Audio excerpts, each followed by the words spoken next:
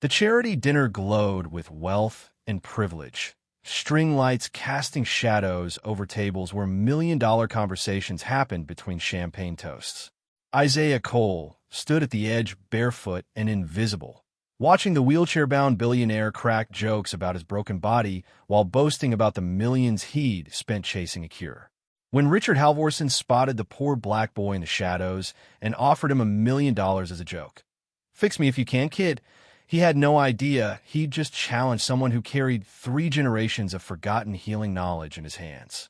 Isaiah knew what would happen after he succeeded, the mockery and backlash that would follow. But some truths are worth the cost of speaking them even when the world isn't ready to listen. Just before we get back to it, I'd love to know where you're watching from today, and if you're enjoying these stories, make sure you're subscribed. The charity dinner glowed like a different world. String lights crisscrossed the outdoor courtyard of the Riverside Hotel, casting warm light over polished tables draped in white linen. Waiters in crisp uniforms moved between clusters of wealthy donors, carrying trays of champagne and appetizers that cost more than most people's grocery bills. Laughter floated through the evening air, punctuated by the clink of crystal glasses and the soft hum of a jazz quartet playing in the corner. Isaiah Cole stood at the edge of it all, barefoot on the cool pavement, watching. He wasn't supposed to be there. Not really. The charity event was for people who wrote checks with multiple zeros, people who arrived in cars that purred instead of rattled. Isaiah had wandered over from the bus stop 3 blocks away, drawn by the smell of food and the possibility of leftovers. Now he stood near the service entrance, holding a few pieces of bread wrapped carefully in paper napkins a kind waiter had slipped him. At 13, Isaiah had learned to make himself small. He wore jeans 2 sizes too big, held up by a fraying belt, and a gray hoodie that had seen better years. His hair was cut short, practical, and his dark eyes tracked everything with a sharpness that made adults uncomfortable when they bothered to notice him at all. Most people looked right past him. That was usually fine with Isaiah. He watched the guests move and laugh, but his attention kept returning to their bodies. The way that woman in the blue dress favored her left hip. The man near the bar whose shoulder rolled forward, probably from years hunched over a desk. The teenage girl who walked on the balls of her feet, knees locked, heading toward knee problems before she turned 25. Isaiah saw these things the way other people notice someone's hairstyle or the color of their shirt. It was automatic, unavoidable. His grandmother had taught him to see this way, back when he was small enough to fit in her lap. She'd press his tiny fingers to her own wrist, teaching him to feel the pulse, to understand the maps beneath the skin. Muscles, tendons, nerves, the architecture that held bodies together. Her mother had taught her, and her mother before that, a chain of knowledge stretching back through generations of people who'd never had the luxury of doctors or hospitals. They'd learned by necessity, in plantation fields and boxing rings, in wars where black medics patched together soldiers who'd never acknowledged their skill, in neighborhoods where a broken bone meant choosing between rent and healing. Isaiah's father had known even more. He'd been able to look at an athlete and spot the injury before it happened, adjust a fighter's stance, and add years to their career, ease chronic pain with his hands in ways that seemed impossible until you watch him do it. But his father was gone now, and his grandmother too, and Isaiah was alone with knowledge that nobody wanted to believe a poor black kid could possess. He took a small bite of bread, chewing slowly to make it last, when the crowd's energy shifted. Heads turned, voices dropped, and then rose again. Someone important had arrived. The wheelchair came through the main entrance, pushed by a young attendant in a black suit. But the man in the chair wasn't being quiet about his condition. He rolled himself forward with strong arms, dismissing the attendant with a wave, his voice carrying across the courtyard. "Don't worry, I won't run anyone over," Richard Halvorsen called out, and the crowd laughed. Though at this point, that might be the most exercise I get. More laughter, though this time it sounded uncomfortable, unsure if the joke was permission to find the situation funny. Richard didn't seem to care. He was a big man, probably athletic before his injury, with silver hair swept back from a face that looked used to getting its way. His suit probably cost more than 3 months' rent. A woman walked beside him, elegant and tense, touching his shoulder in a way that looked more like duty than affection. Isaiah recognized her from a magazine cover he'd seen at a corner store. Evelyn Halvorsen, Richard's wife. She smiled at the guests, but her eyes kept darting to her husband, tracking his mood. "Richard, so glad you could make it," a man in a burgundy blazer said, approaching with an outstretched hand. "Wouldn't miss it, Tom." Richard shook his hand firmly. "Besides, sitting at home, feeling sorry for myself, gets boring. Figured I'd come out and show everyone what all those donations are supposedly fixing." He gestured at his legs with a theatrical flourish. Spoiler alert, still not walking. The crowd didn't know whether to laugh or look away. Isaiah watched Richard's face, the practiced smile that didn't quite hide something bitter underneath. Anger, maybe, or fear dressed up as confidence. "You're looking well, though," a woman in pearls offered carefully. "I'm rich, Margaret. Rich people always look well." Richard accepted a glass of whiskey from a passing waiter. "We just pay better for our misery." That got genuine laughs. Richard seemed to expand with the attention, rolling himself toward the center of the courtyard where the main table waited. As he moved, Isaiah's eyes caught on something. The way Richard's left foot turned slightly inward, locked in an unnatural position. The way his right shoulder sat higher than his left, compensating for years of imbalance. The subtle tremor in his left hand when it wasn't gripping the wheelchair. Isaiah had seen injuries like this before, mostly in the homeless camps where he spent his nights. Spinal damage, probably mid to lower back, with nerve compression that doctors had treated without understanding the full picture. They'd focused on the obvious trauma and missed the cascade of compensation patterns that made everything worse. 3 years ago, Richard was saying, holding court at the main table now, "I fell off a ladder at one of my construction sites." Stupid, right? Billionaire climbs a ladder because he doesn't trust his contractor's measurements. Landed wrong, crushed 2 vertebrae, and now I'm the poster child for spinal injury recovery. He said it like a punchline, but Isaiah heard the edge underneath. "You've been working with Dr. Mercer, though," someone said. "He's supposed to be the best." "Dr. Alan Mercer is a genius," Richard agreed, his tone making it unclear if he meant it as a compliment. "Top neurologist in state. Has published papers, won awards, charges enough to buy a small island per consultation. And you know what he tells me every month? We're seeing progress, Mr. Halvorsen. Stay patient. 3 years of patience, ladies and gentlemen, and I still can't walk to my own bathroom." Evelyn put a hand on his arm. "Richard, you don't need to." "Don't need to what?" "Tell the truth." He took a long drink. "I've spent millions on the best medical care money can buy. State-of-the-art treatments, experimental procedures, physical therapy that costs more per hour than most people make in a day. And here I sit, exactly where I was 3 years ago." He raised his glass. "So please, donate generously. Maybe your money will work better than mine." The table went quiet. Uncomfortable glances passed between guests. Isaiah shifted his weight, thinking about slipping away before the evening got more awkward, when Richard's gaze swept across the courtyard and landed on him. "And who's this?" Richard called out, his voice cutting through the silence. "We get new waiter? Little young. Aren't you, kid?" Everyone turned to look. Isaiah froze, suddenly visible in a way he hadn't intended. "He's not staff," someone murmured. "I think he's just what?" Richard's eyebrows rose. "Just hanging around a $500 a plate charity dinner? That's entrepreneurial. I respect that." A few people chuckled. Isaiah felt his face grow hot, but kept his expression neutral. He learned not to show emotion when adults decided to notice him. It usually went better that way. "You hungry, kid?" Richard asked. "We got plenty of food.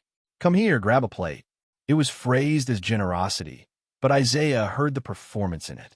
Richard was showing the crowd his charitable side, or maybe just distracting them from his earlier bitterness.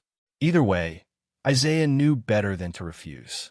He walked forward slowly, aware of every eye tracking him. "What's your name?" Richard asked as Isaiah approached. "Isaiah, sir." "Isaiah. Biblical name. Good choice." Richard looked him over, taking in the oversized clothes, the bare feet, the careful way Isaiah held himself. "You from around here?" "Yes, sir." "Where do you live?" Isaiah hesitated. Different places. Different places, Richard repeated, and something knowing entered his expression. So nowhere. You're homeless. It wasn't a question. Isaiah didn't answer. Tough break, kid. Richard leaned back in his wheelchair.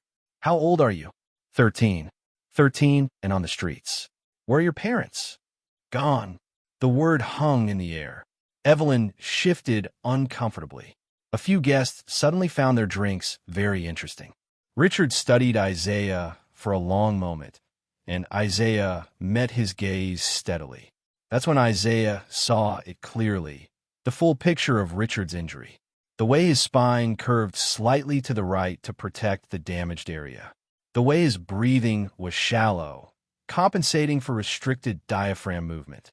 The way his left hip was rotated forward, creating a chain of tension that probably caused him daily pain his doctors dismissed as unrelated. Can I look at your leg, sir? The words came out before Isaiah could stop them. The table went silent. Excuse me, Richard said. Isaiah realized his mistake, but pushed forward anyway. Your leg. I think I see what's wrong. For a moment, nobody moved. Then someone laughed, a sharp, disbelieving sound. It spread through the crowd like a spark catching dry grass. You think you see what's wrong? Richard's smile was dangerous now. Kid, I've had a dozen specialists look at my legs. Neurologists, orthopedic surgeons, physical therapists with degrees longer than you've been alive. But sure, you spotted something they all missed. I know how it sounds, Isaiah said quietly. Do you? Richard's voice rose. Do you know how it sounds when a homeless kid with no education claims he can diagnose a spinal injury just by looking? That's not confidence, son. That's delusion. The crowd murmured agreement. Someone pulled out their phone, starting to record. Isaiah felt the situation slipping away from him, but couldn't seem to stop talking. Your left foot turns in because your hip is rotated. Your hip is rotated because your spine is protecting the injury site. Your doctors treated the spine, but never reset the compensations. That's why you're not getting better. The murmurs stopped. People stared at Isaiah with a mixture of surprise and suspicion. Even Richard looked taken aback for a moment before his expression hardened into something cruel. Well. Richard spread his arms wide, playing to the crowd. We've got a miracle worker here, folks. 13 years old, and he solved what the best medical minds in the state couldn't figure out. He leaned forward. Tell you what, Isaiah, since you're so confident, let's make it interesting. Isaiah felt his stomach tighten. Fix me, Richard said, his voice dripping with mockery. Right here, right now. If you could get me out of this chair, I'll give you $1 million. $1 million. That's enough to get you off the streets, buy a house, set yourself up for life. All you have to do is perform your little miracle. The crowd erupted. People laughed, gasped, started talking over each other. Phones rose, capturing the moment. Someone shouted, "Do it, kid." Another voice called, "This I gotta see." Richard, this isn't appropriate, Evelyn said, her voice tight. Why not? The boy's making medical claims. Let him back them up. Richard gestured grandly at Isaiah. Or was it all talk? Just trying to get attention from the rich folks? From somewhere in the growing crowd, Isaiah heard a familiar voice, rough and urgent. Don't. He turned and saw Coach Leonard Brooks standing at the back, an old black man in a worn jacket, his face creased with worry. Brooks used to coach at the high school before budget cuts took his job. Now he lived in the same abandoned buildings where Isaiah sometimes slept. He was one of the few people who knew about Isaiah's family, about what his father could do. Brooks shook his head slowly, a clear warning. But everyone was watching now, waiting. The moment had grown too big to back away from. Isaiah looked at Richard Halvorsen in his wheelchair, at Evelyn's worried face, at the crowd of wealthy strangers holding their phones up like they were at a circus, and felt something settle in his chest. You won't like what happens after, Isaiah said quietly. Richard threw his head back and laughed, a genuine belly laugh that got the whole crowd going. Kid, I already don't like what's happening now. I can't walk. What could possibly be worse? He slapped the arm of his wheelchair. Come on, Dr. Barefoot. Show us what you've got. The nickname rippled through the crowd, people repeating it with laughter. Dr. Barefoot. Isaiah felt the weight of their amusement, their certainty that he was about to fail and entertain them in the process. He looked at Coach Brooks one more time. Brooks had closed his eyes, his lips moving in what might have been a prayer. Isaiah stepped forward. "Wait, are we really doing this?" someone asked. "Let him try," Richard said, waving away his wife's protest. "What's he going to do, make it worse? The kid's had no training, no education. He's going to touch my leg, feel stupid, and we'll all go back to our dinners with a funny story." He looked at his security guard, a large man in a dark suit. "Keep an eye on him, Marcus. Make sure he doesn't try anything crazy." Marcus nodded, moving closer. Isaiah ignored him, his attention fully on Richard now. The crowd pressed in, forming a loose circle around the wheelchair. The jazz quartet had stopped playing. The entire courtyard seemed to hold its breath. Isaiah knelt beside the wheelchair, his bare knees on the cold pavement. Up close, he could see more details. The expensive brace on Richard's left ankle. The custom cushion on the wheelchair seat, designed to prevent pressure sores. The slight atrophy in his calf muscles from 3 years of limited use. "This is insane," Evelyn muttered, but she didn't stop it. "Your left foot first," Isaiah said, his voice steady. "I need to see something." He reached out slowly, giving Richard time to object, and placed his hands on Richard's left shoe. He could feel the foot's position through the leather, the unnatural angle that had become locked over years of compensating movement. "Kid's got soft hands," Richard joked to the crowd. "Maybe he's a pickpocket. Everyone check your wallets." Laughter scattered through the audience, but it was thinner now. People were actually watching, curious despite themselves. Isaiah closed his eyes briefly, feeling the structure beneath his palms. His grandmother's voice echoed in his memory. The body remembers what it's supposed to be. Sometimes it just needs permission to go back. He moved his hands higher, to Richard's ankle, then his calf. His fingers found points of tension, places where muscles had been holding patterns for so long they'd forgotten how to release.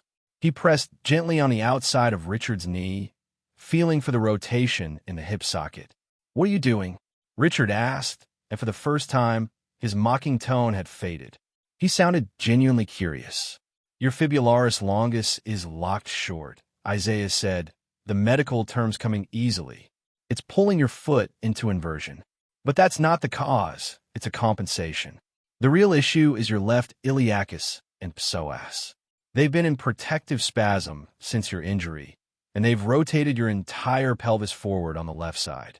That's created a functional leg length discrepancy of about 3/4 of an inch." The crowd had gone completely silent. Even Richard stared at Isaiah with an expression that wasn't quite mockery anymore. "How do you know those words?" someone whispered. Isaiah didn't answer.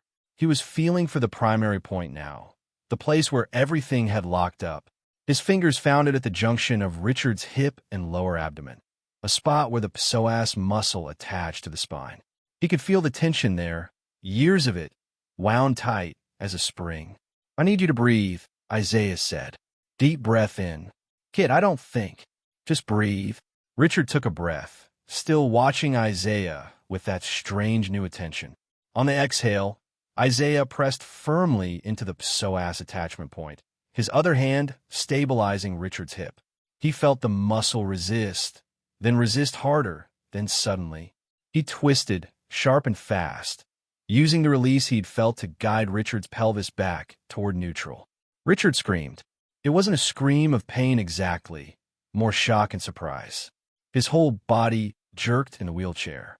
His left foot, which had been turned inward for 3 years, suddenly straightened. His toes, which hadn't moved independently in all that time, curled and then spread. "Jesus Christ," someone shouted. Evelyn grabbed Richard's shoulder. Marcus, the security guard, stepped forward but stopped, unsure what he was seeing. The crowd surged closer, phones capturing everything, voices rising in a chaos of disbelief. Richard looked down at his own foot like it belonged to someone else. His toes curled again. His ankle flexed. He made a sound that might have been a laugh or a sob. "Did you see that?" a woman gasped. His foot moved. "It's a trick," someone else said. "It has to be." But Richard wasn't laughing anymore. He was breathing hard, staring at Isaiah with something that looked like fear. "What did you do? What the hell did you do to me? I didn't do anything, Isaiah said quietly. I just reminded your body how it's supposed to work. This isn't possible. Richard gripped the arms of his wheelchair. My foot hasn't moved like that in 3 years. Dr. Mercer said the nerve damage was permanent. The nerve damage is permanent, Isaiah agreed. But the compensation patterns aren't. You've been locked up, not dead. Richard's face had gone pale. His hands shook as he stared at his leg. Then, before anyone could stop him, he pushed himself up. Richard, no. Evelyn lunged for him.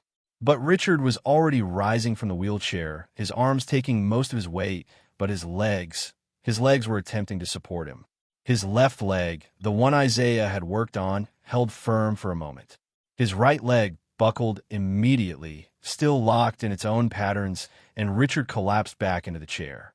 But for those 3 seconds, he'd been standing. The courtyard exploded into chaos. People shouted over each other. Someone started clapping. Another person yelled for a doctor. Marcus grabbed Isaiah by the arm, pulling him back from the wheelchair. Don't touch him again, Marcus warned.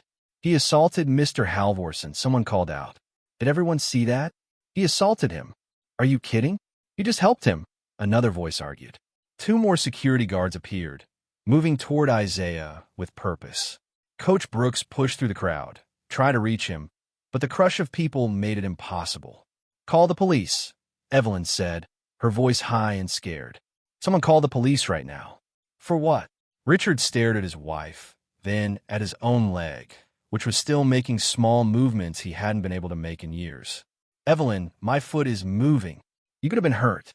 He could have done permanent damage. She turned to the security guards. Detain him until the police arrive. Marcus tightened his grip on Isaiah's arm. Isaiah didn't resist. He'd known this would happen, or something like it. Adults didn't believe kids like him could know anything worth knowing. And when they were forced to see it, they got scared instead of grateful. It's a con, someone in the crowd declared. The kid probably faked it somehow. Special effects or something. I recorded the whole thing, a young man said, holding up his phone. His foot definitely moved. Muscle spasm, another person countered. My uncle had those after his stroke. Doesn't mean anything. Richard sat in his wheelchair, not speaking, his eyes locked on his left foot. His toes curled again, responding to his conscious thought for the first time since his accident. A single tear ran down his cheek, but his expression was hard to read. Not quite joy, not quite fear. Something complicated and overwhelming. The police arrived 15 minutes later, their lights flashing red and blue across the courtyard. The crowd had grown even larger, people from nearby restaurants and shops drawn by the commotion. Videos were already spreading across social media. Shaky phone footage of the moment Richard's foot moved, of him attempting to stand, of Isaiah being held by security. An officer approached, taking statements from multiple sources at once. Everyone had a different version of what happened. Assault, miracle, fraud, medical emergency. The officer looked exhausted, just trying to sort through it all. Did you touch this man? The officer asked Isaiah. Yes, sir. Did he give you permission? Isaiah hesitated. He said I could try to help him. He said it as a joke. Evelyn interjected. As a mockery. This boy took advantage of my husband's vulnerability. Ma'am, I need to speak with your husband directly. The officer moved toward Richard, who was still sitting in his wheelchair, still staring at his own foot. Sir, did this young man assault you? Richard looked up slowly, his eyes unfocused. What? Did he hurt you, sir? Richard's voice trailed off. He flexed his foot again, watching the movement like it was a magic trick. I don't know. You don't know if you were assaulted? I don't know what happened. Richard finally looked at Isaiah, and the expression on his face was raw, stripped of the earlier mockery. What did you do to me? Isaiah met his gaze steadily. I already told you. I reminded your body what it forgot. The officer sighed. I'm going to need you to come down to the station, son. We need to sort this out properly. He's 13, Coach Brooks said, finally making it through the crowd. He's a minor, and he didn't assault anyone.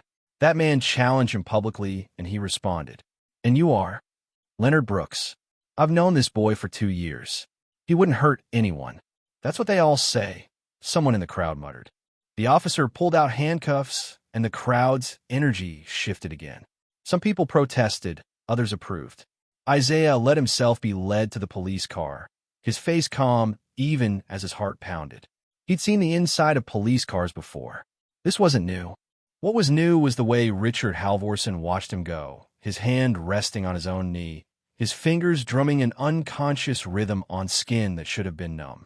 As the police car pulled away, Isaiah looked back at the glowing courtyard, at the crowd still arguing about what they'd witnessed.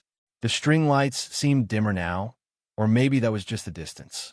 He'd known this would end badly. He'd known it before he'd knelt down, before he'd touched Richard's leg, maybe even before he'd opened his mouth to ask that first question. But he'd also known that Richard's body could remember what it was supposed to be. And for 3 seconds, watching that man stand, Isaiah had been right. The question was whether anyone else would admit it. The police station smelled like burnt coffee and industrial cleaner. Isaiah sat in a gray interview room, his hands folded on the metal table, waiting. He'd been here for 3 hours now, moved from the holding area to this windowless room where 2 detectives had been questioning him in shifts. They seemed more confused than angry. Detective Maria Winters sat across from him, a woman in her 40s with tired eyes and a notepad filled with scribbled questions. Her partner, Detective James Chun, leaned against the wall, arms crossed, watching Isaiah like he was trying to solve a puzzle. "Let's go over this again," Winters said. "You're 13 years old. You have no permanent address, no legal guardian, and you claim you learned advanced anatomy from your grandmother." "I didn't claim anything," Isaiah said quietly. "You asked me how I knew what I knew. I told you, right?" Winters tapped her pen against the notepad. "And your grandmother? She was a doctor?" "No, ma'am." "Nurse?" "No." "Any medical certification at all?" Isaiah shook his head. "She just knew things. Her mother taught her. It goes back." "Goes back," Chin repeated from the wall. "Goes back where?" "I don't know exactly. Before my family had last names that anybody wrote down." The detectives exchanged glances. Winters leaned forward. "Isaiah, I'm going to be straight with you. We've got about 40 witnesses who saw you touch Richard Halvorsen. Half of them say you assaulted him. The other half say you performed some kind of medical procedure without a license, which is also illegal. His wife wants you charged. But here's what's tripping me up." She pulled out her phone and played a video. Isaiah recognized it immediately, the moment at the charity dinner, filmed from someone's cell phone. The angle was clear.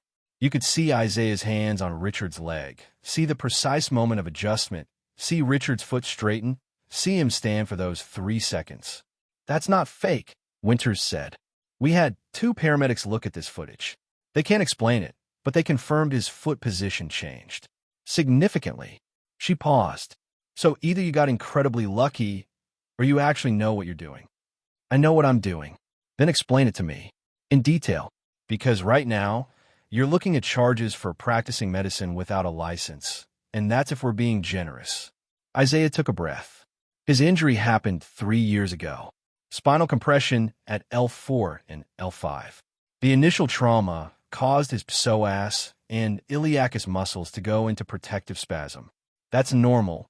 The body tries to stabilize an injury. But his doctors only treated the spine. They never addressed the compensation patterns in his hips and pelvis. Over 3 years, those patterns became permanent. His left hip rotated anteriorly, creating a functional leg length discrepancy. That threw off his entire kinetic chain. Winters stopped writing and just stared. "The nerve damage to his legs is real," Isaiah continued. "But a lot of what he experiences as paralysis is actually his body protecting itself. It's locked up, not dead. When I adjusted his hip alignment and released the psoas, his nervous system remembered it had options. That's why his foot moved. I didn't heal him. I just gave his body permission to work the way it's supposed to." Chun pushed off from the wall. "Where did you learn those terms? Psoas, iliacus, kinetic chain. Those aren't words kids pick up on the street." "My father taught me. He used to work with fighters and athletes. People who couldn't afford doctors, but needed to keep their bodies working." "And where is your father now?" "Dead." Isaiah's voice stayed level. 6 years ago." The room went quiet. Winters closed her notepad. "I'm sorry." "It's okay." "No, it's not." She stood up. Listen, Isaiah, I don't know what's going to happen with this case. The district attorney is reviewing the evidence.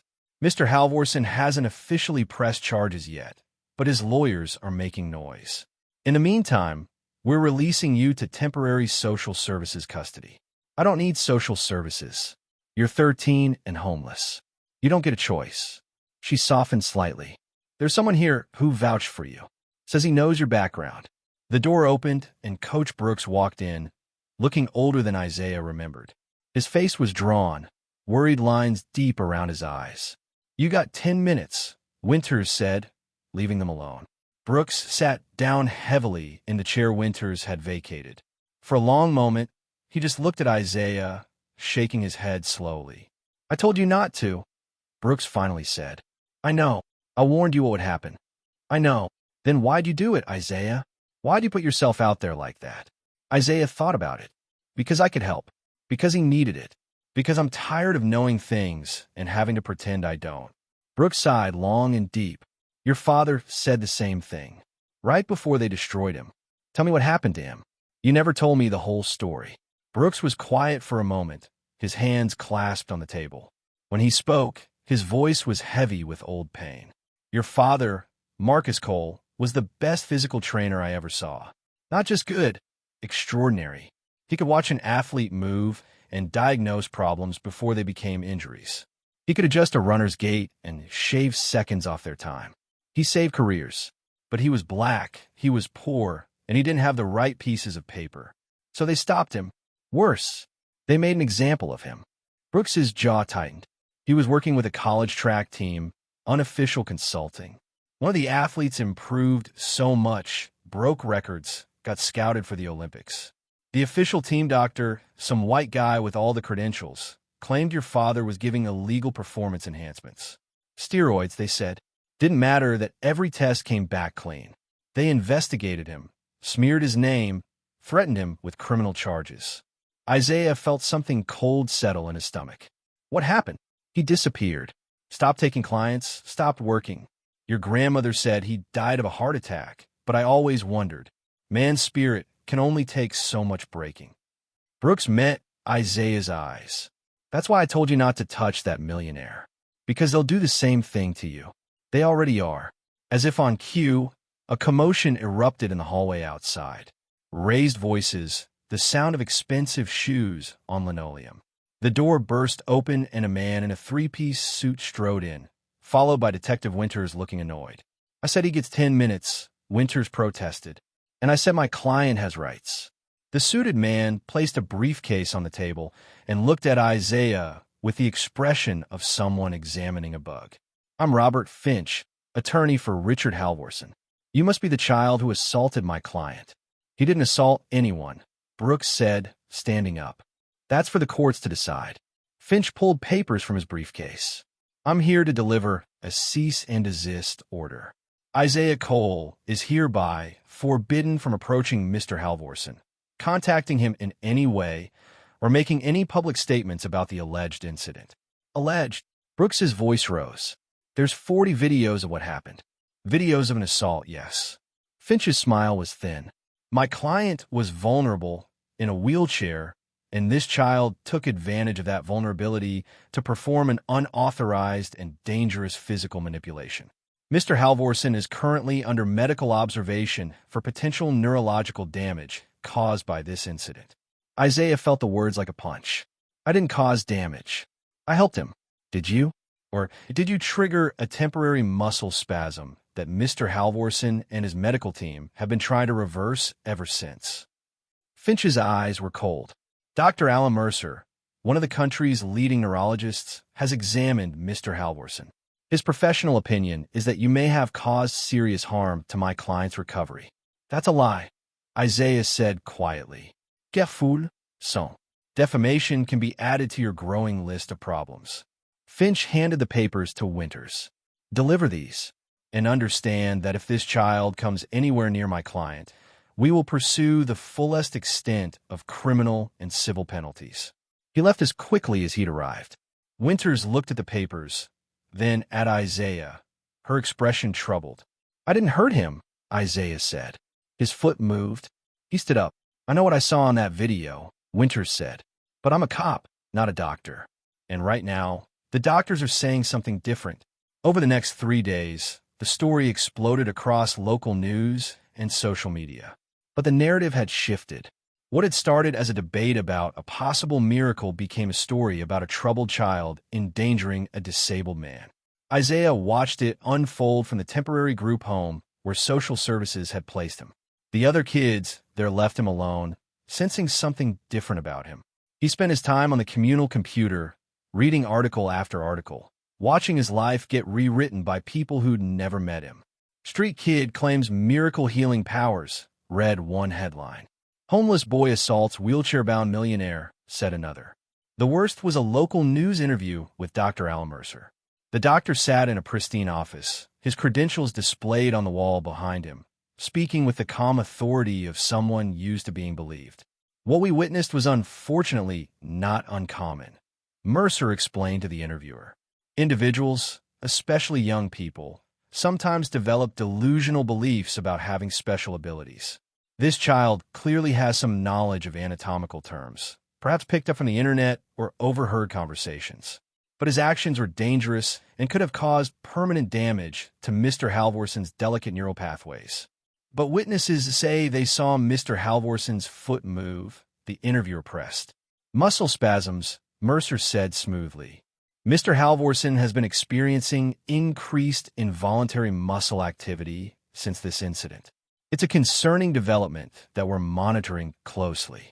What appeared to be movement was actually his body reacting to trauma. So there's been no improvement? I'm afraid the opposite is true.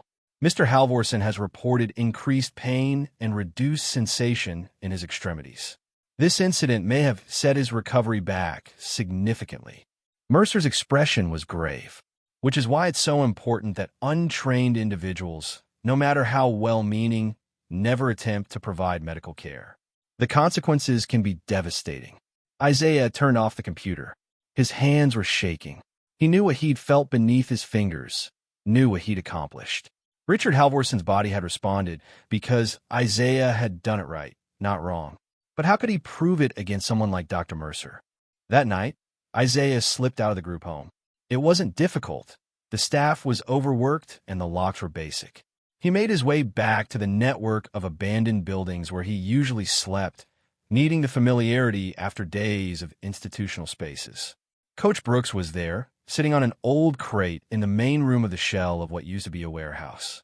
A few other homeless people nodded at Isaiah as he entered. This was his real home, such as it was. Thought you might show up, Brooks said. Isaiah sat down beside him. Did you see the news? All of it. They're lying. Dr. Mercer is lying. I know. So what do I do? Brooks was quiet for a long time. Your father used to ask me that same question. I told him to fight, to prove them wrong, to show the world what he could do. He looked at Isaiah, his eyes red-rimmed. I gave him bad advice. Fighting them just gave them more ammunition. Every time he defended himself, they twisted his words. Every success story he shared, they found a way to discredit. By the end, he was so focused on being right that he forgot to protect himself. You're saying I should give up. I'm saying you should be smart. These people, Mercer, the lawyers, the Halvorsens, they have power. They control the narrative. You're a 13-year-old homeless black kid. In this fight, you started a disadvantage so big, it's almost impossible to overcome. Isaiah felt tears burning behind his eyes, but refused to let them fall. So, I'm just supposed to let them win? Let them say I hurt someone when I helped him. I'm saying survival matters more than being right. But Isaiah wasn't sure he believed that anymore. Not when he'd seen Richard Halvorsen's foot move. Not when he knew what his father and grandmother and all the people before them had been capable of. Not when the truth was so clear, even if no one wanted to see it. The next morning, Isaiah woke to shouting. The police had raided the warehouse, rousing everyone out. As Isaiah stumbled into the gray dawn, he saw social workers waiting with the officers. Isaiah Cole, a young social worker, called, checking her clipboard. You're in violation of your placement terms. We need you to come with us. I just needed to sleep somewhere I knew. You need to follow the rules. Her voice wasn't unkind, but it was firm. The judge has ordered you to remain in supervised housing while the investigation continues. Investigation. The word hung in the air like a threat. Isaiah let them take him back to the group home, but he understood now. They weren't trying to help him. They were containing him. Meanwhile, in a penthouse apartment across the city, Richard Halvorsen sat alone in his study at 3 in the morning, staring at his left foot. It had moved again. Twice tonight. Not a spasm. He knew what those felt like. This was different. This was control, however brief. He'd managed to flex his ankle, just slightly, and hold it for 5 full seconds. The longest yet. He hadn't told Evelyn. Hadn't told Dr. Mercer. Hadn't told anyone. Because if he admitted that the kid was right, that Isaiah had actually helped him, then everything else fell apart. The lawsuit. The cease and desist. The public narrative that protected Richard's dignity and his doctor's reputations. Richard thought about that moment in the courtyard, the way Isaiah had looked at him before kneeling down. The boy had said, "You won't like what happens after." Richard had laughed at the time. The joke seemed cruel now, a bitter prophecy coming true. His phone buzzed. A message from his lawyer.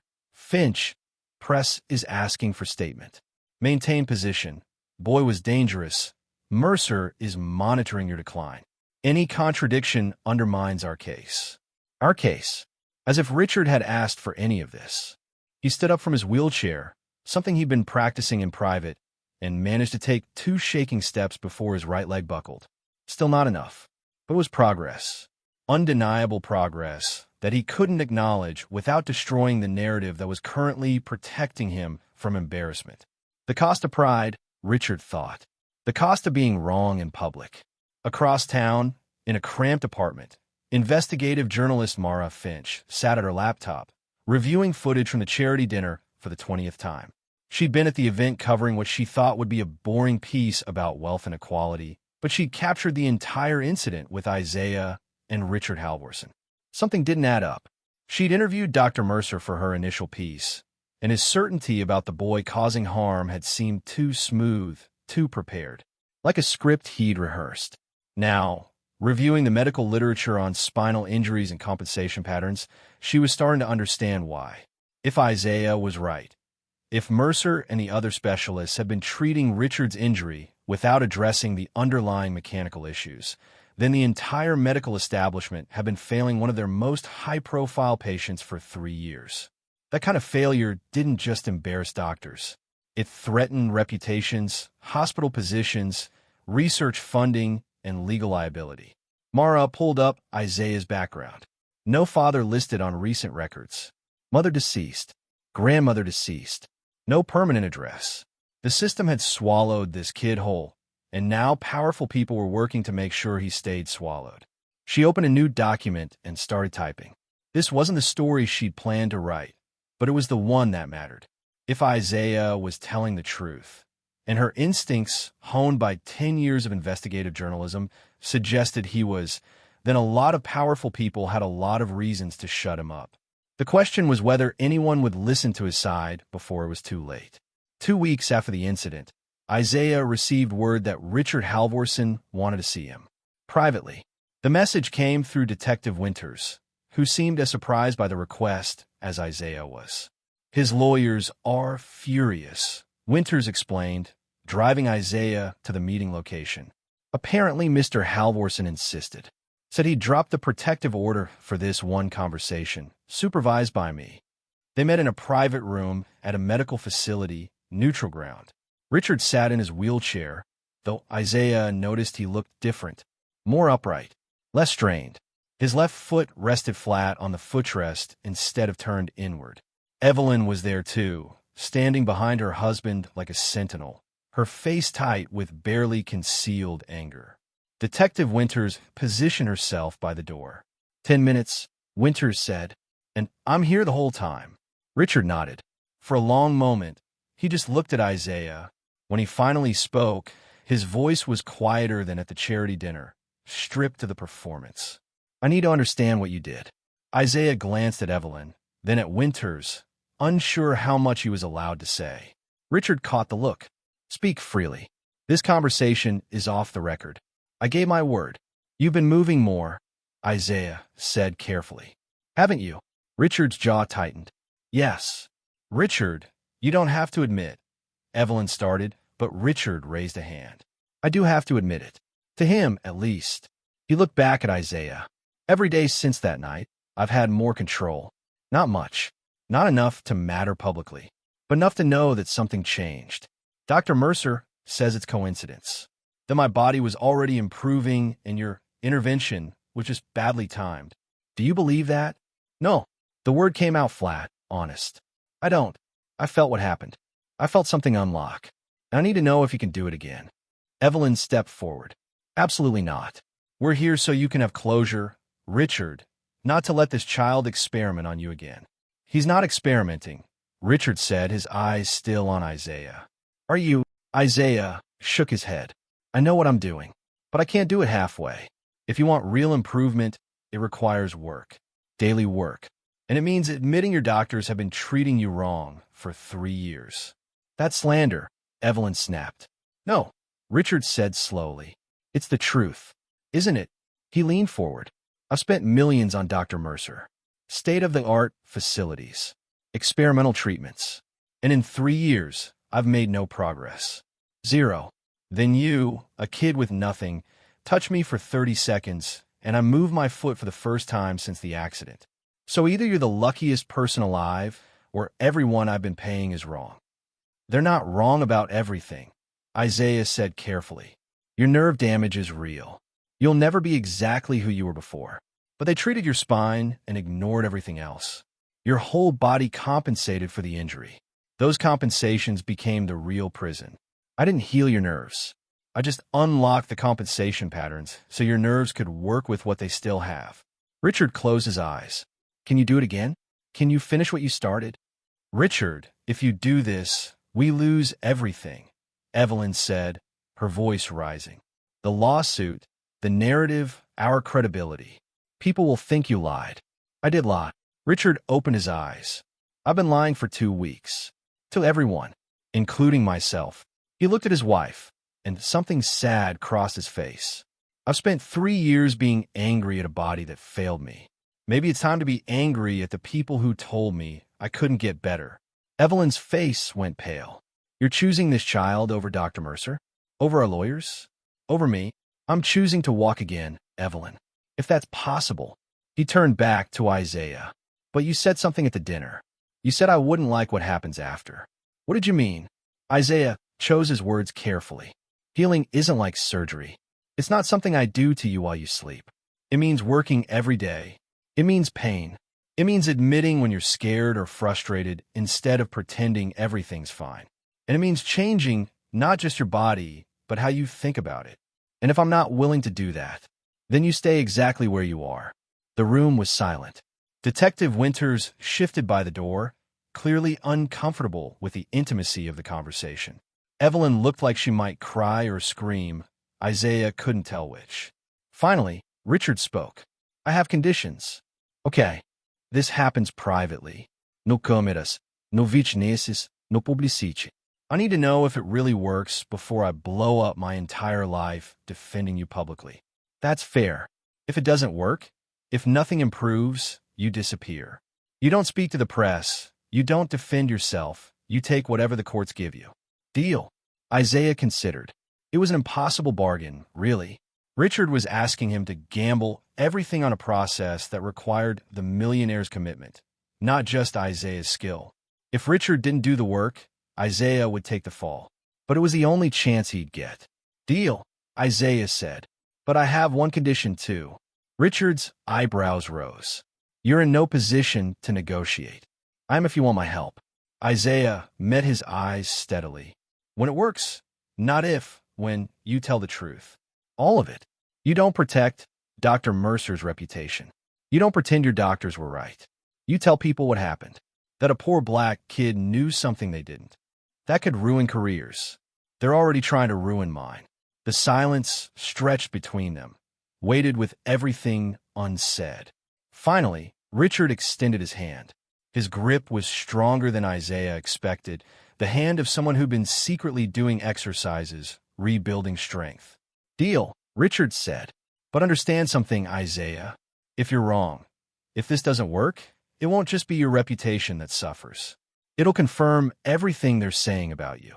That you're delusional, dangerous, that kids like you shouldn't be trusted with power you don't understand.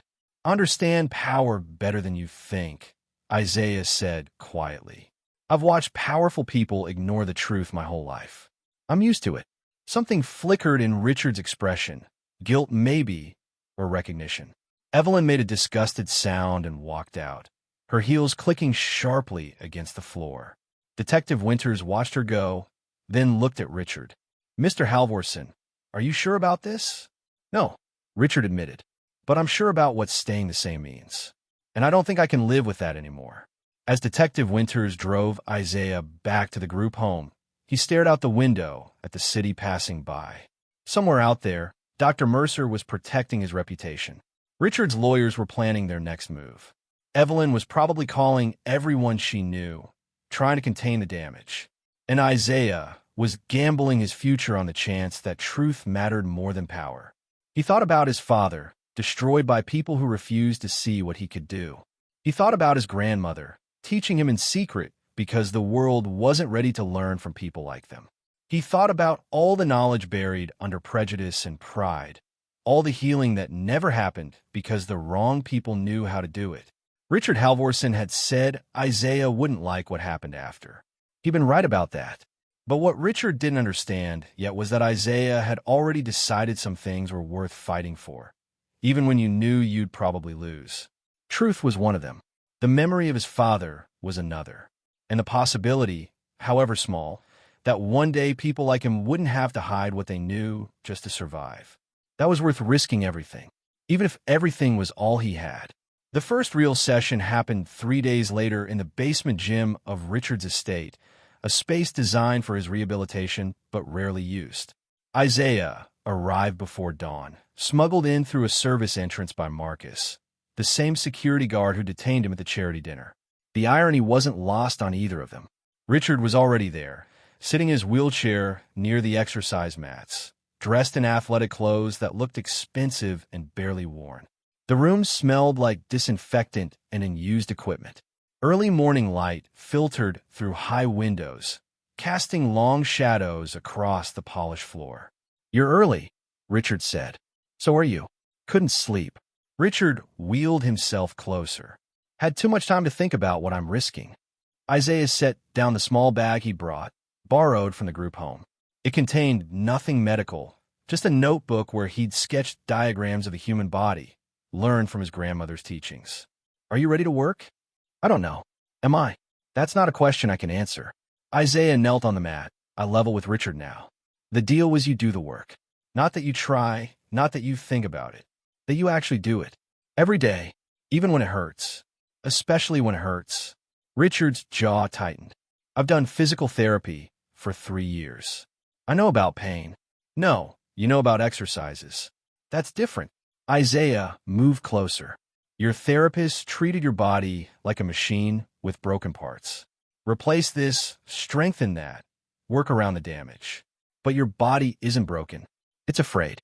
It's been protecting itself for so long. It forgot how to stop. You talk like my body has a mind of its own. It does. A better one than your conscious mind, usually." Isaiah reached out slowly. "May I?" Richard nodded, tense. Isaiah placed his hands on Richard's shoulders, feeling the asymmetry immediately. The right side sat higher, tighter, 3 years of compensation locked into the muscles and fascia. "Close your eyes," Isaiah said. "Tell me what you feel. Your hands. Deeper than that. What does your body feel?" Richard was quiet for a moment. "Nothing. That's the problem. Everything below my waist is just absent. That's what you've been told to feel. Now stop thinking and actually feel." Isaiah pressed gently into the tight muscles at the base of Richard's neck. "Your right shoulder is screaming. Has been for years. You just learned to ignore it." "I don't." Richard stopped, his eyes opening in surprise. "Actually, yes. It aches. Constantly. I thought that was just normal now. Nothing about your current state is normal. It's all compensation." Isaiah moved his hands lower, tracing the spine. "Your injury was here." He pressed lightly at the lumbar region. "But the real damage happened everywhere else. Your body tried to protect this spot, and in doing so, it locked up everything around it. Your hips, your thoracic spine, your shoulders, even your jaw. Everything tightened to create a cage around the injury. So what do I do? First, you stop lying to yourself about what you feel. Isaiah sat back. Every time your body sends you a signal, pain, discomfort, sensation you don't expect, you need to acknowledge it instead of pushing it away. That's the only way to rebuild communication between your brain and your body. Richard nodded slowly. Okay, what else? This. Isaiah stood and demonstrated a movement that looked deceptively simple, a controlled rotation of the hips while keeping the shoulders stable. 3 sets of 10 every morning. It's going to hurt in places you didn't know you had. That's it? That's the miracle cure. There is no miracle cure. That's the point. Isaiah met his eyes steadily. This is going to take months, maybe years, and it requires you being honest about every sensation, every fear, every moment when you want to quit. Can you do that? Richard stared at the movement Isaiah had demonstrated, something so basic his old physical therapists had probably never even assigned it. But there was something in the way Isaiah had moved, a precision and intentionality that suggested hidden complexity. I can try. Not good enough. Yes or no? The challenge hung in the air. Richard felt anger flash through him. Who was this kid to demand anything from him? But then he remembered his foot moving, remembered standing for those precious seconds, remembered 3 years of expensive failures. Yes, Richard said. I'll do it. Then let's begin. The first session lasted 2 hours. By the end of it, Richard was drenched in sweat, trembling, and furious. This is impossible, he gasped, collapsed in his wheelchair after attempting the hip rotation exercise. His body had seized up halfway through, muscles spasming in ways he hadn't experienced since the injury. You said this would help. I feel worse. You feel more.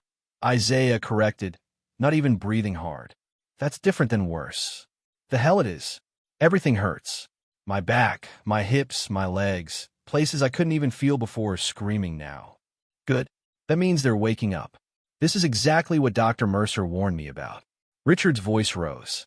Increased pain, disrupted nerve signals, setting back my recovery. You don't know what you're doing.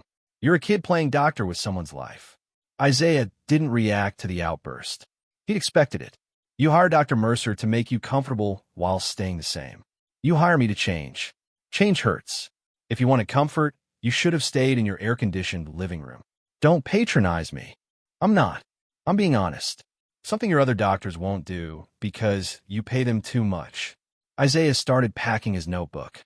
If you want to quit, quit. Break the deal. Go back to your expensive therapy that doesn't work. But don't waste my time pretending you want to heal when you really just want someone to tell you it's okay to give up. Richard wanted to scream at him, wanted to have Marcus throw him out, wanted to call his lawyers and restart the lawsuit. But instead, he looked down at his left leg, the one that had been completely still for 3 years, and watched his toes curl. Slightly, imperfectly, but undeniably real. Tomorrow, Richard said quietly. Same time, Isaiah paused at the door. Tomorrow. But understand something, it gets harder before it gets easier.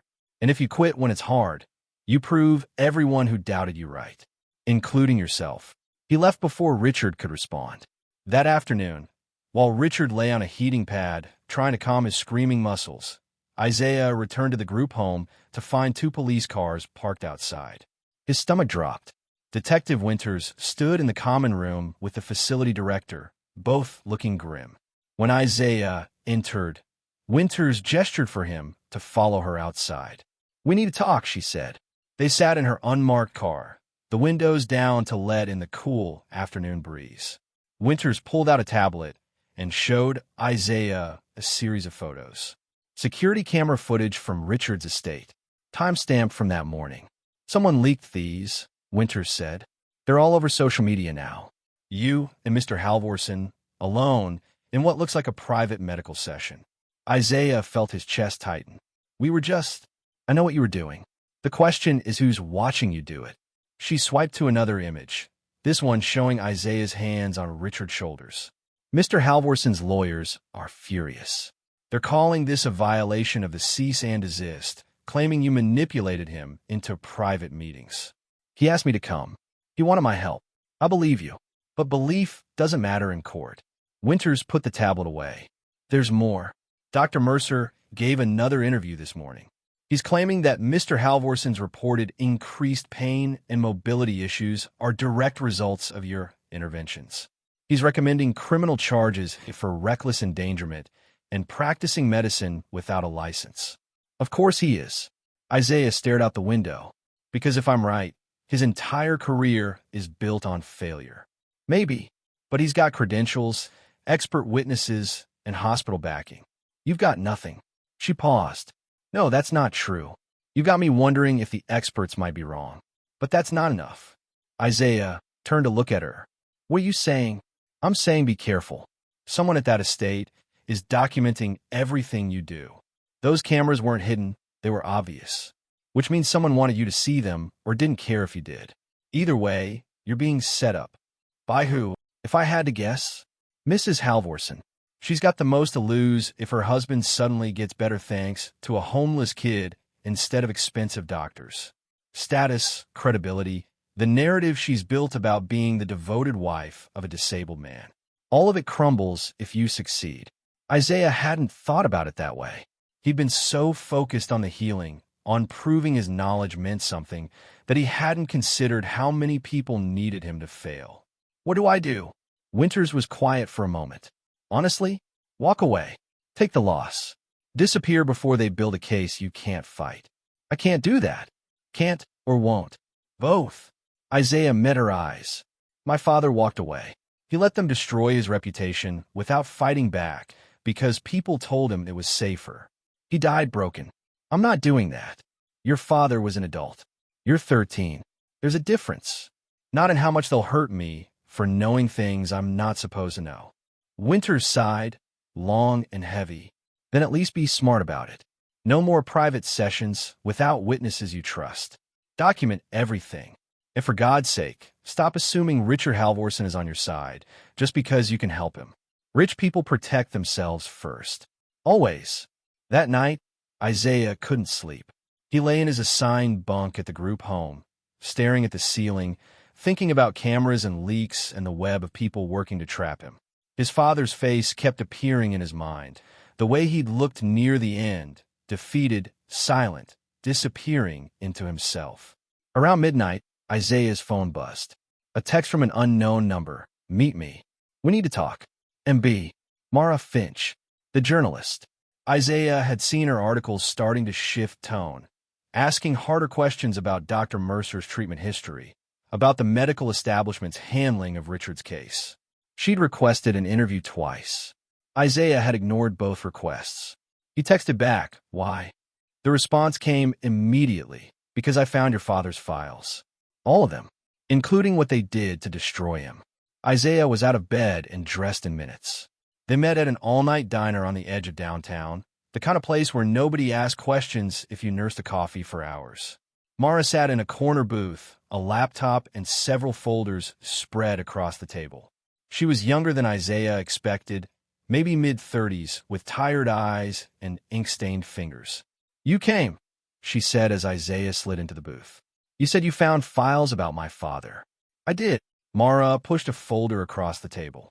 Marcus Cole, physical trainer, unlicensed.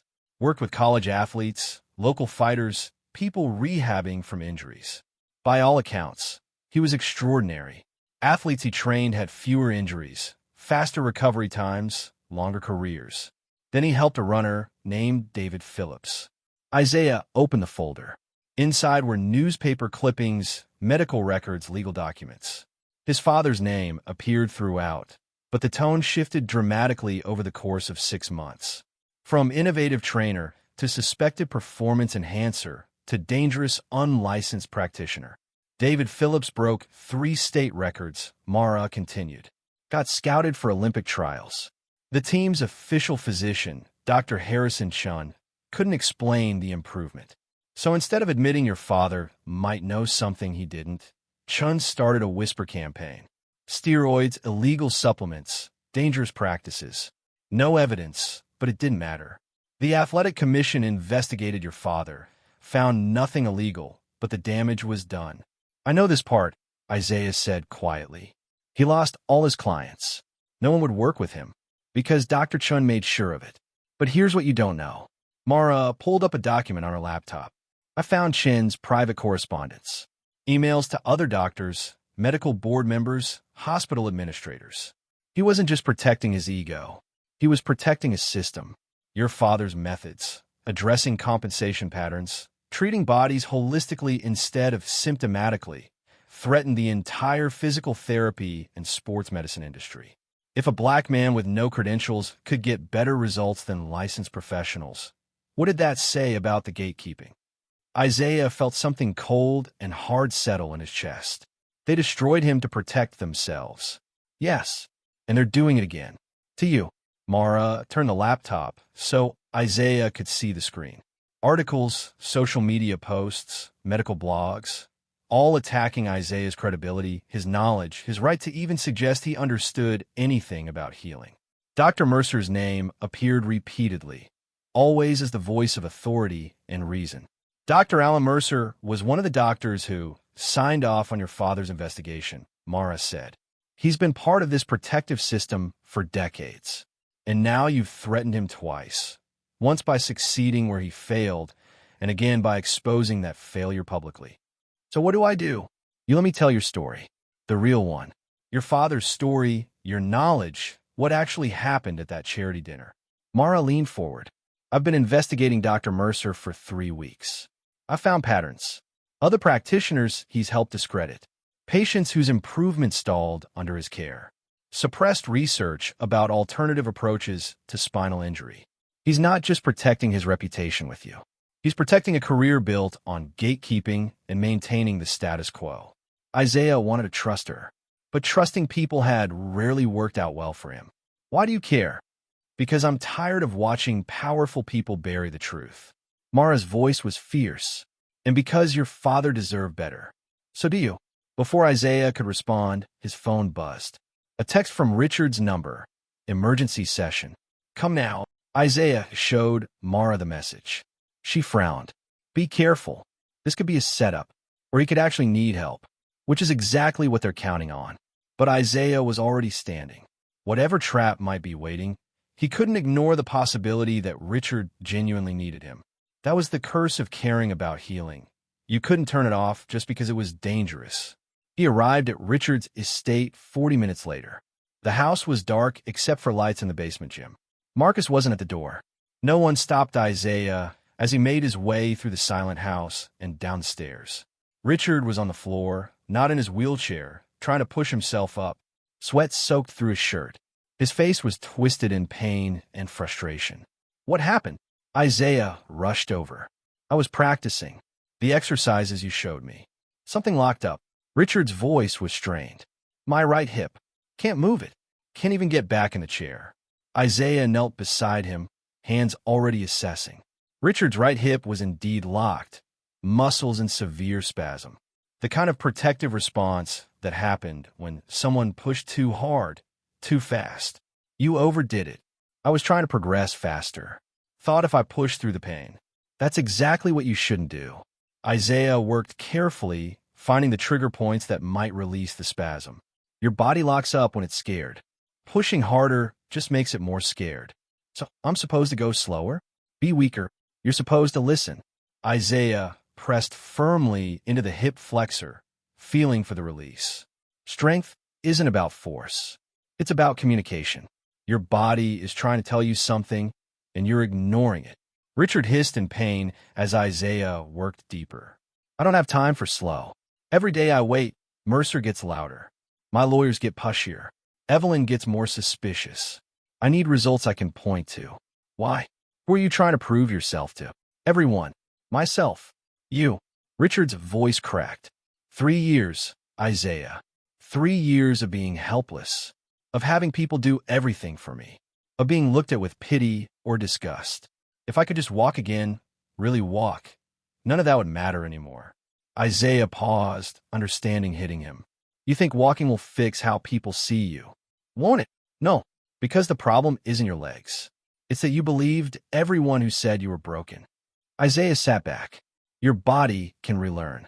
But if your mind still thinks you're helpless, you'll find new ways to be broken. Richard stared at him, something raw in his expression. You sound like a therapist. I sound like someone who's watched people give up on themselves. Isaiah stood. The spasm will release on its own in a few hours. Use ice, not heat. And tomorrow, we go back to the basics. No rusing. No proving anything.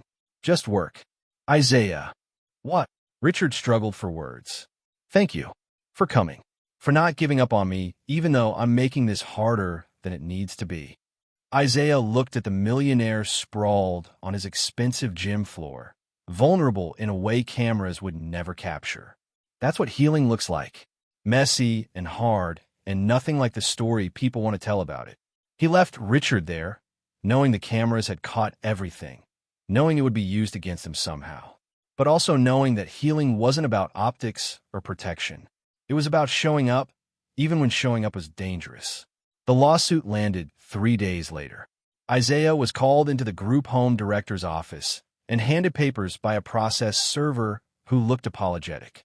The legal language was dense, but the core message was clear.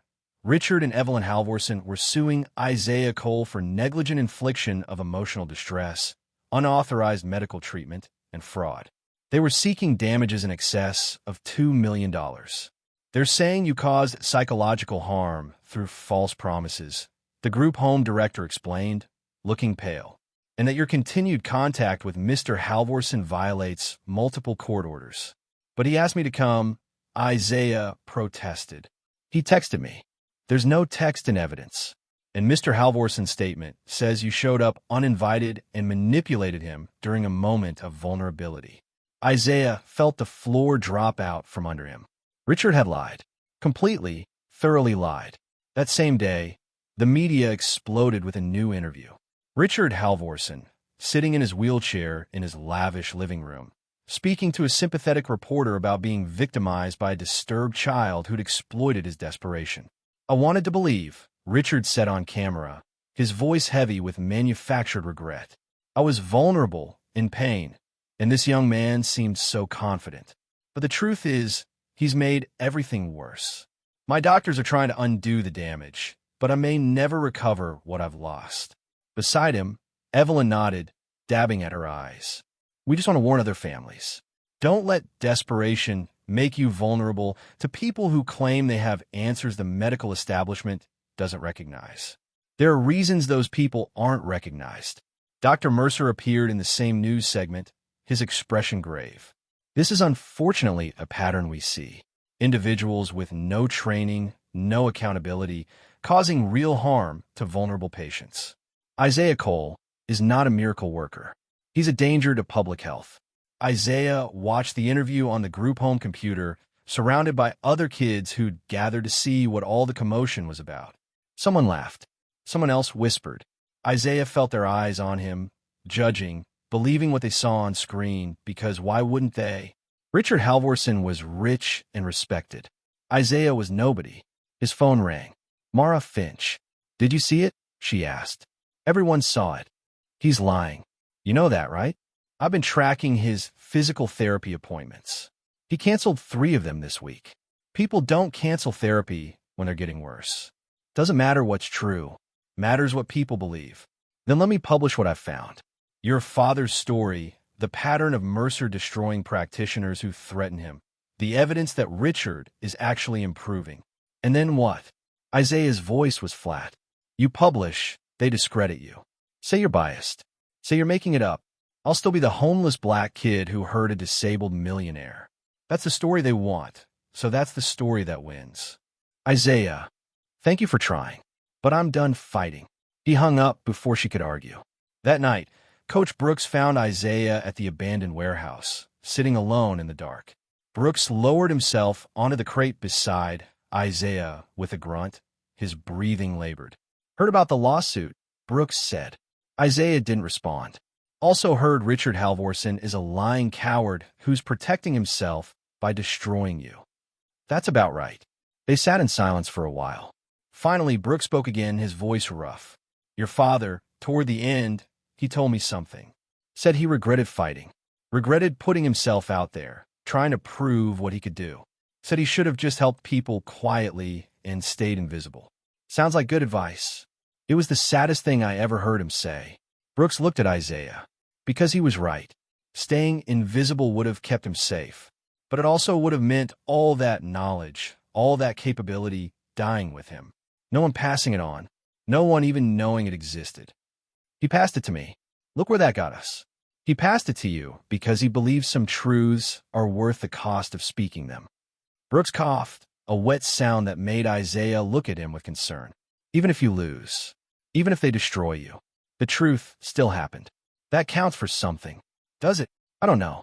But I know your father died thinking he failed. Died believing the world was better off if people like him stayed quiet. Brooks put a hand on Isaiah's shoulder. Don't die thinking that. Even if they win, don't give them that. Isaiah felt tears burning but refused to let them fall. I don't know how to fight this. They have everything. Money, lawyers, credibility. I have nothing. You have what you've always had. Knowledge they can't take away, even if they refuse to see it. Brooks stood slowly, wincing. And you've got stubborn hope. That's more dangerous to them than anything else. The next morning, Isaiah woke to sirens. Coach Brooks had collapsed during the night. Respiratory failure, the paramedics said. He was at City Hospital, critical condition. Isaiah got the news from another resident of the warehouse, delivered through a group home social worker who looked uncomfortable being the messenger. Can I see him? Isaiah asked. The hospital is aware of your legal situation. They've been advised not to allow you near any patients without supervision. Of course they had. Even dying, Brooks was off limits to the dangerous kid who hurt people. Isaiah spent the day in a fog, attended the mandatory group sessions, ate lunch without tasting it, avoided the looks from other kids who'd seen the news. When evening came, he slipped out of the group home again. He was getting good at that, and made his way to City Hospital. He couldn't get past the main desk. Security had his description. They escorted him out politely, but firmly. Isaiah stood in the parking lot, staring up at the lit windows, wondering which one held Brooks, whether he was alone, whether he knew Isaiah had tried. His phone rang. Unknown number. Hello. Isaiah Cole. A woman's voice, professional cold. Yes. This is Sandra Wilson, representing the Halvorsen family. We're calling to offer you a settlement. Isaiah's heart hammered. What kind of settlement? Drop any claims of helping Mr. Halvorsen. Sign an NDA preventing you from discussing the case publicly. In exchange, we'll drop the lawsuit and provide $20,000 for your emancipation and living expenses. $20,000. More money than Isaiah had ever imagined having. Enough to get a place to live, go to school, start over somewhere new. All he had to do was admit he'd been wrong. Admit his father's knowledge was worthless. Admit everything they'd said about him was true. I need to think about it, Isaiah said. You have 24 hours. After that, the offer expires and we proceed with the full lawsuit. Wilson paused. Take the deal, Isaiah. You can't win this fight. Save yourself while you still can. She hung up. Isaiah stood in the hospital parking lot, phone in hand, the weight of the decision crushing him. 24 hours to choose between truth and survival, between his father's memory and his own future, between being right and being safe. Inside the hospital, Coach Brooks fought for breath, dreaming of track meets and young athletes, and a man named Marcus Cole who'd once been able to heal with his hands. And across the city, in his private study, Richard Halvorsen stood without his wheelchair for 42 seconds, his longest yet, before sitting down to practice the lie he'd tell tomorrow. Isaiah didn't sleep that night. He sat in the group home common room, staring at his phone, watching the hours count down to the settlement deadline. $20,000 or a lawsuit he couldn't afford to fight. Silence or destruction. At 4 a.m, Mara Finch's name lit up his screen. Don't take the settlement, she said before he could speak. How did you know about that? Because I know how these people operate. They're scared, Isaiah. Really scared.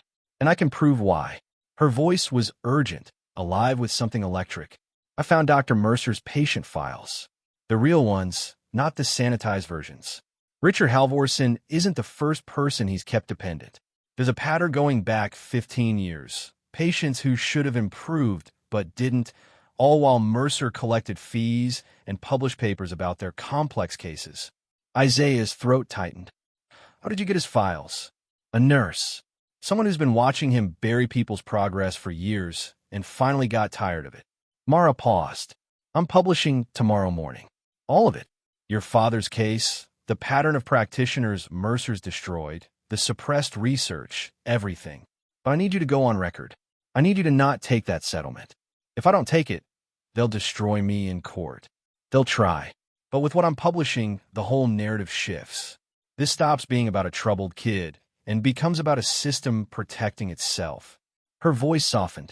I know I'm asking you to risk everything, but your father never got this chance. He fought alone. You don't have to. Isaiah thought about Brooks in the hospital, about his father dying broken, about 3 generations of knowledge being called worthless because the wrong people possessed it. He thought about Richard Halvorsen standing for 42 seconds and then lying about it on television. Okay, Isaiah said. I won't take the settlement. Good, because there's one more thing. Mara's tone shifted, became harder. Richard Halvorsen is going to testify tomorrow at a preliminary hearing for your case. And I think he's going to tell the truth. Why would he do that? Because his physical therapist called me yesterday. Off the record, terrified, but couldn't stay quiet anymore. Richard's been improving dramatically, walking unassisted in private sessions. His therapist documented everything because she knew something was wrong with the public story. She's willing to testify if it comes to that.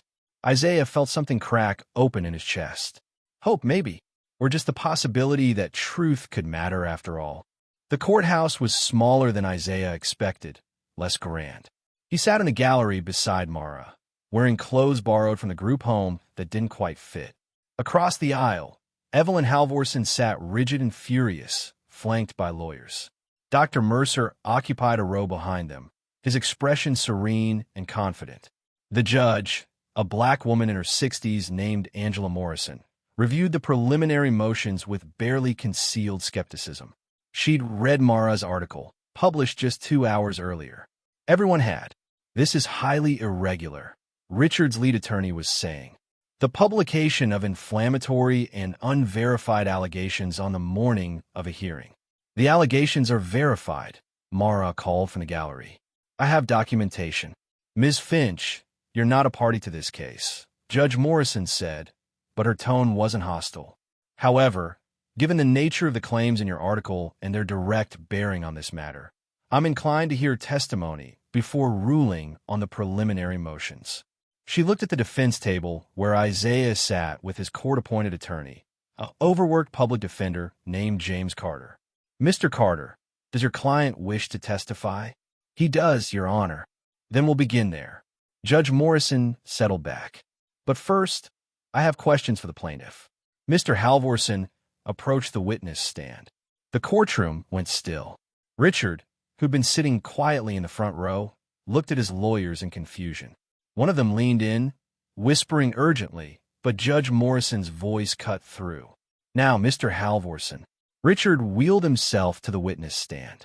The bailiff swore him in. Judge Morrison studied him for a long moment before speaking. Mr. Halvorsen, are you currently able to move your left foot independently? Silence. Heavy, damning silence. Mr. Halvorsen? Yes, Richard said quietly. I can.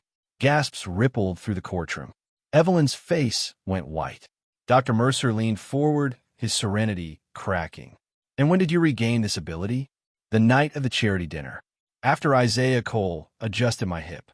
Yet you've testified publicly multiple times that his intervention caused you harm and increased your disability. Was that testimony truthful? Richard's hands gripped the arms of his wheelchair. No, Your Honor, it wasn't. Your Honor, my client is clearly under duress. One of Richard's lawyers began, but Judge Morrison silenced him with a look. Mr. Halvorsen, I'm going to ask you directly. Have you experienced improvement in your mobility and sensation since Isaiah Cole's intervention? Yes. Significant improvement? Richard closed his eyes. I can stand. I can walk short distances. My sensation has returned in areas that were completely numb for 3 years. My pain has decreased. My quality of life has improved in every measurable way. The courtroom erupted. Lawyers shouted. Reporters scrambled for the doors. Evelyn stood, her voice cutting through the chaos. He's lying. He's being manipulated by that boy. Mrs. Halvorsen, sit down. Judge Morrison's voice was steel. Mr. Halvorsen, why did you file this lawsuit if the defendant actually helped you? Richard's face was gray, aged 10 years and moments. Because I was afraid. Afraid of admitting I'd been wrong. Afraid of what it would mean for my doctors, my treatment, my entire understanding of my injury. Afraid that a 13-year-old kid knew more than the specialists I'd paid millions. His voice cracked. And because people I trusted told me that protecting myself mattered more than telling the truth.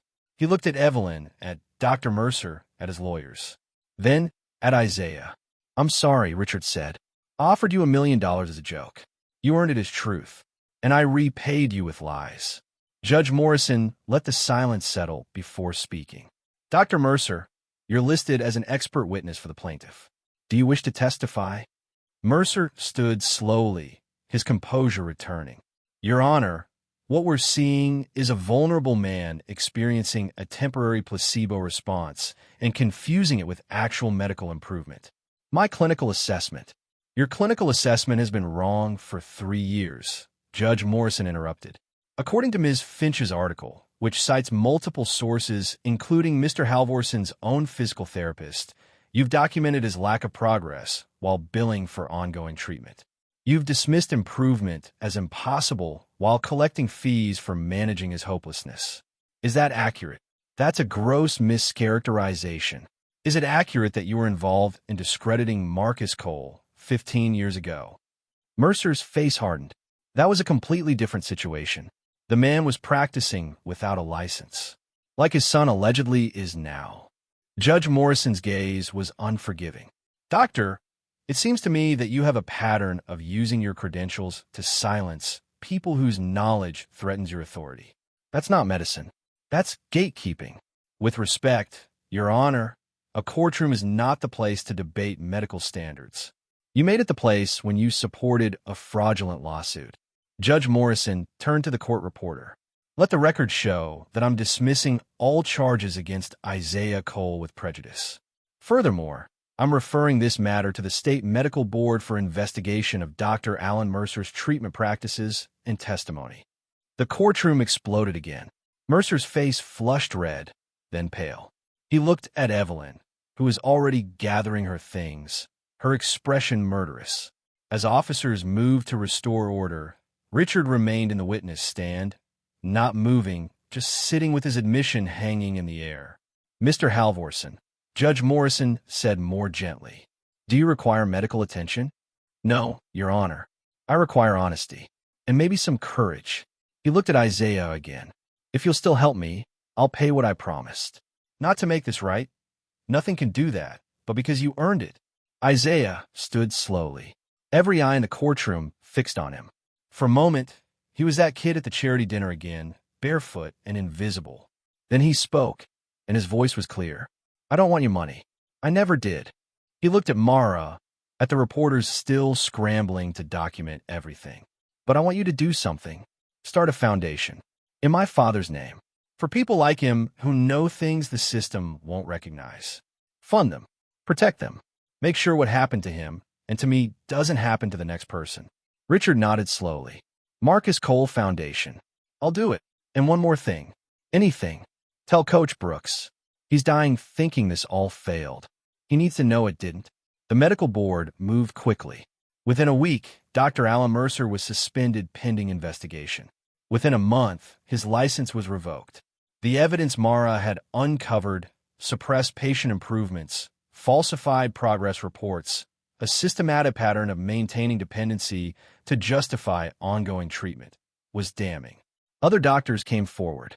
Nurses, physical therapists, people who'd watched him bury hope for years and finally felt safe enough to speak.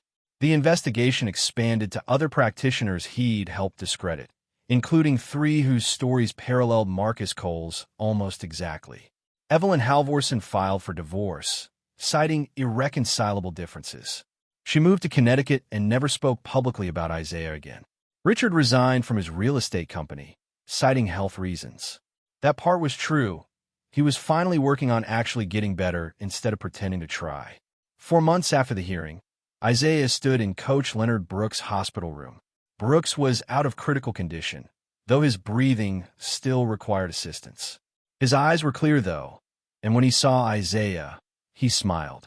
"Heard you won," Brooks said, his voice raspy. "We won. You, me, my father. All of us. Your father would have been proud. He would have been scared, but he would have done it anyway." Isaiah sat in the chair beside the bed. "Just like you taught him." Brooks reached out, and Isaiah took his hand. They sat in silence for a while, 2 people who'd survived something that should have destroyed them. "The foundation is launching next month," Isaiah said eventually. "Richard donated $5 million to start. They're calling it the Marcus Cole Institute for Traditional Physical Medicine. They want me on the advisory board." "You're 13. I know. That's why they want me. To remind people that knowledge doesn't require permission." Isaiah paused. "They're also funding a scholarship. For kids like me. Kids who know things but can't prove it with the right pieces of paper." Brooks squeezed his hand. "Your father's name will mean something good now. That matters." "I know. What about you? What do you want?" Isaiah thought about it. "I want to help people, but I want to do it right. Learn the formal medicine too, not just what my grandmother taught me. Combine them. Show that both kinds of knowledge matter. That's a long road. I've got time." 6 months later, Isaiah stood on a small stage in a community center, watching Richard Halvorsen walk to the microphone. No wheelchair, no cane, just careful, deliberate steps that held 3 years of work and honesty. "I'm here to announce the first 5 recipients of the Marcus Cole Scholarship," Richard said. His voice was stronger now, matched to his improving body. "These are young people who possess knowledge the system doesn't recognize yet, who've learned from family, from necessity, from traditions we've dismissed as primitive or unscientific. We're wrong. They're not." He read 5 names. Isaiah's was first. The scholarship covered living expenses, tutoring to catch up on formal education, and eventually college. But more than that, it was recognition. Acknowledgement that what Isaiah knew mattered, that his father's legacy had value, that generations of dismissed knowledge deserved preservation. Isaiah accepted his certificate and looked out at the small crowd. Mara was there, still writing articles about medical gatekeeping and systemic racism in healthcare. Detective Winters attended too, smiling from the back row. Coach Brooks sat in a wheelchair of his own now. His recovery was slower, but he was fighting. And scattered throughout the audience were others. People who'd reached out after Mara's articles. Families with traditional healing knowledge. Practitioners who'd been dismissed or destroyed. People who'd been invisible until someone finally pointed a light their way. "My father died thinking he failed," Isaiah said into the microphone. His voice was steadier now, matured by months of testimony and interviews and learning to speak truth in rooms that didn't want to hear it. "He died believing that the world was better off if people like us stayed quiet. That our knowledge was worth less than credentials. That survival meant silence." He looked at Richard, who met his gaze with something like respect. He was wrong. Not about the danger. That was real. Not about the cost. That was real too. But about the silence. Because silence doesn't protect us. It just makes it easier for them to pretend we don't exist. Isaiah held up the certificate. "This scholarship has my father's name on it. That name used to mean shame. Now it means possibility. That's not redemption.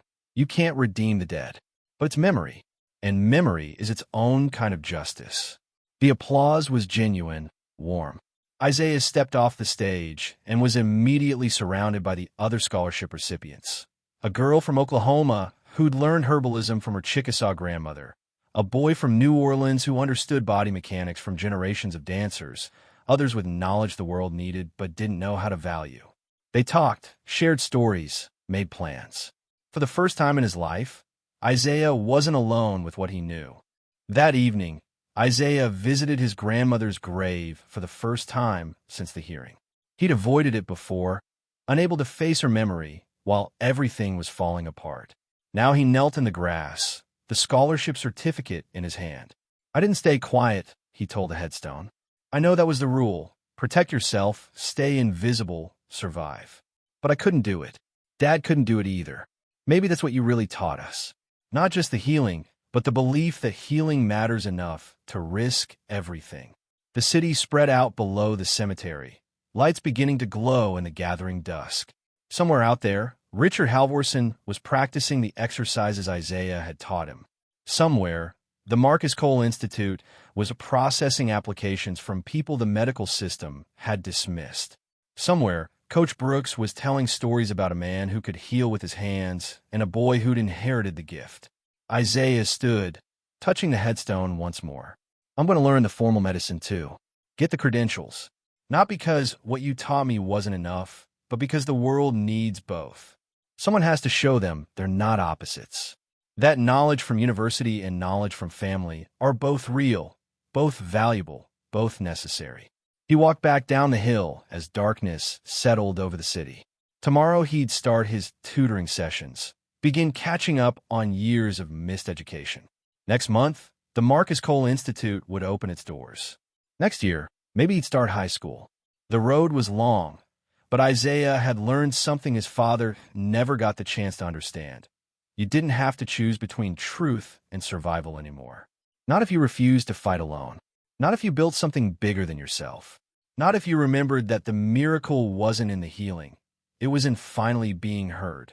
If you had knowledge that could help people, but the world refused to believe you because of who you are, would you stay silent to survive, or speak up and risk everything? Hit like if this story moved you, and subscribe for more stories about truth, courage, and the battles we fight just to be heard.